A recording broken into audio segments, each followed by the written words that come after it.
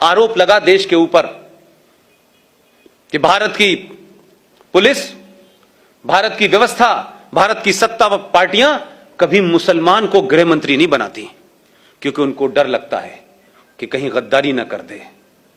हमने कहा कि शायद ऐसा होता होगा, शायद यही वजह है 1989 में वीपी सिंह की सरकार में भारत का पहला मुसलमान गृह मंत्री बना 8 दिसंबर 1989 को, 89 को। उस आदमी का नाम था मुफ्ती मोहम्मद सईद। 8 दिसंबर को बनता है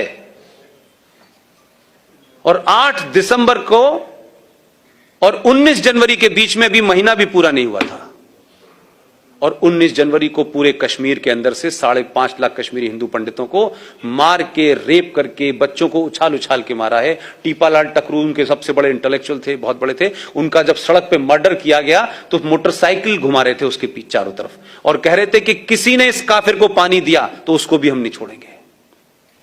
न मुफ्ती की बेटी रोई, न अब्दुल्ला रोया, न कश्मीरियत कहीं आई, और चुपचाप खत्म हो गया। आज इसके बारे में कहीं बात नहीं होती।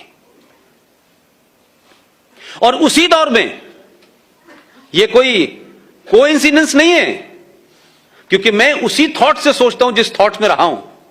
आप उस थॉट से सोचते हैं क्योंकि आप सब समाज के लोग हैं, आपने वैसा नहीं देखा।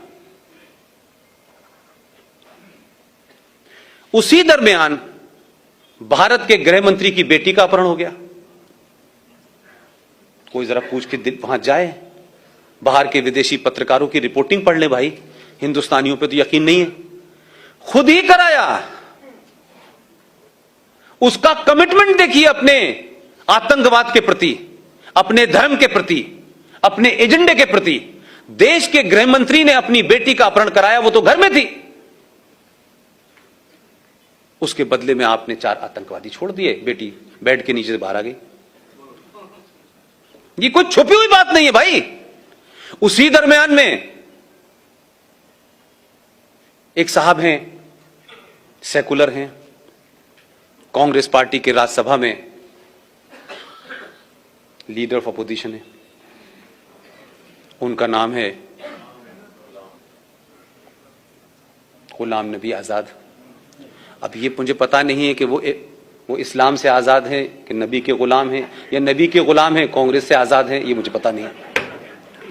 उनके घर में भी उनका एक भतीजा गायब हो गया, और इतनी तेजी से हो रहा था, लग रहा था कि खट खट काम करना है। और क्या डिवाइस निकाली उन्होंने कि उनका भतीजा गायब हुआ, 27 आतंकवादी छोड़ दिए, शाम को भतीजा